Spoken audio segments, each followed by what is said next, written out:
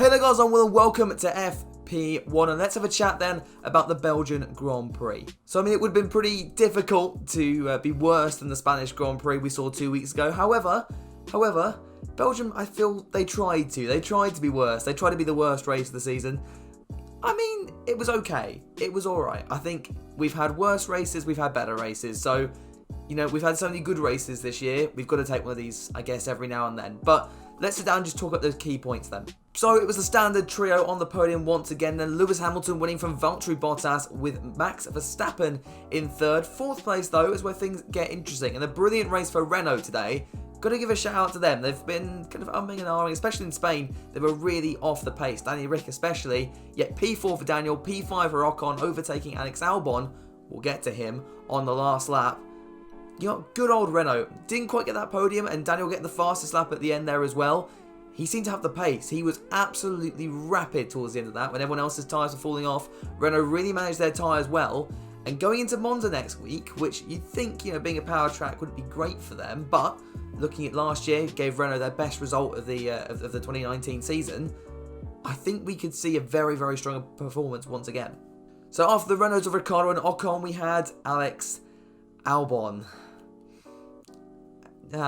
Yeah, not great. Let's be honest today. I mean, it wasn't all his fault though, in fairness. And there's going to be a lot of Albon haters down in the comments. In the end, yeah, Max finished so far up the road. But again, I feel like Red Bull did to Albon what they did to him in Spain. And that's use him as a guinea pig, effectively. Oh, let's see what these medium tyres are like. Oh, look, you've got no pace. Well, shock. You know, it's just to test what they want to do for Verstappen. And I can see that from a sense. But if you think that Alex Albon's out there trying to race for his career as well, you know, if he doesn't get that Red Bull drive next year, yeah, he'll probably end up in an Alfa Tauri. But, you know, he could find himself without a drive whatsoever. He's going to still try and show that, you know, he deserves to be in Formula One. And when you're being put on rubbish strategies, I've just got to feel for him, really. So now then we've got to move on to Ferrari. Since we're on the subject of poor strategy calls, and again today, it was really not great. I think it's probably Ferrari's worst weekend in I don't know how long, you know.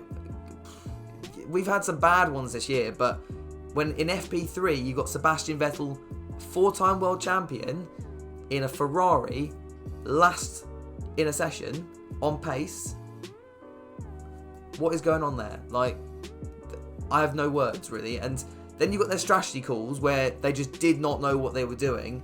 Leclerc's pit stops, I think his fastest one was like 3 seconds. What? Come on, guys. I can't. Like, I don't get what's going on with Ferrari at the moment, because it just seems to be snowballing and getting worse and worse and worse. And with Monza next weekend, again, we're talking about Renault, they're going to be fine. But Ferrari, I really worry for them, because I mean, the Alfas were faster this weekend. The Alfa Romeos, Kimi Raikkonen is probably laughing in that crash helmet right now, because he's sat there overtaking his old teammate in a Ferrari. I don't know anymore. Now, it was a fairly good race for Kimi, but Antonio Giovinazzi, on the other hand, didn't do so well. And this is something I do want to talk a little bit more about, because that crash was very scary. You know, it wasn't a particularly fast-paced accident. It was at a fairly slow point in the circuit, but Gio obviously lost the back end, hit the wall, went back across the track, but it was his wheel, his rear wheel, I think it was the rear right wheel, came off, goes across the circuit, and then collides with George Russell. I think, you know, one of the commentators, I can't remember if it was Crofty or Brundle that was talking about, but, you know, it's got all these suspension parts attached to it as well. That wheel should not be coming off the car. You know, there's a brilliant Chain Bear video that you can find by searching up on YouTube talking all about wheel tethers and how they work. And the fact that in just, 3 or 4 races, we've seen 2 of them come off now. Obviously, this incident, and then look at the Magnussen Albon crash at the first Silverstone race. What is going on here? That should not be happening. You know, these wheel tethers are meant to keep the wheels on the cars, because funnily enough, large flying pieces of rubber and metal and carbon fibre, if they hit someone, that's incredibly dangerous. You know, we've seen the Halo audit, in fact at Spa, save Charles Leclerc's life, that start crash in 2018. And yeah, we've seen in the past, you know, we've seen wheels collide with drivers and there'd be very serious repercussions there. So they need to sort this out. It's 2 Ferrari powered cars, but I don't think that's the defining factor there. someone was talking about the loads, from what I was talking to, whether the loads are too high, now the cars are going a lot faster. But I think it was in 2018 or something like that, they added another wheel tether to make these things even stronger. If you don't know what wheel tethers are, effectively they keep the wheels attached to the chassis. So in the case of an accident, those wheels aren't going to go flying off and hitting the crowd or hitting another driver. But they've just not worked this year. And, you know, I don't remember a wheel coming off before this year. I think you've got to go back to the 2011, you know? And now we've seen 2 in 1 season. So there's something going on. I think Pirelli and F1 need to look into both of these incidents and really just check and make sure that these cars are safe, because it's a matter of time before we see a very scary incident. That wheel just missed the halo. If Grosjean, no, I know he's usually in these incidents, but no, if Russell was just a little bit more to the right, that could have hit the monocoque, gone and hit the halo. It's just dangerous. It is just really dangerous. Glad that both those drivers are okay, but yeah, a very scary accident. But finishing on a bit of a brighter note, then I want to talk about Pierre Gasly, and another driver that has really impressed me this year after his interesting, 2019 season, being dropped midway by Red Bull, finishing on the podium in Brazil. He's really kept that momentum going, and this weekend putting on some brilliant moves as well. Probably wasn't on the most ideal strategy. They didn't pit him, and I think Perez under the safety when the safety car came out for that incident I mentioned before. But here we go, absolutely smashing it this weekend. Got back up to, was it P7? I want to say. I think he got ahead of the Racing Points that weren't really anywhere today. I mentioned that video a couple of days ago.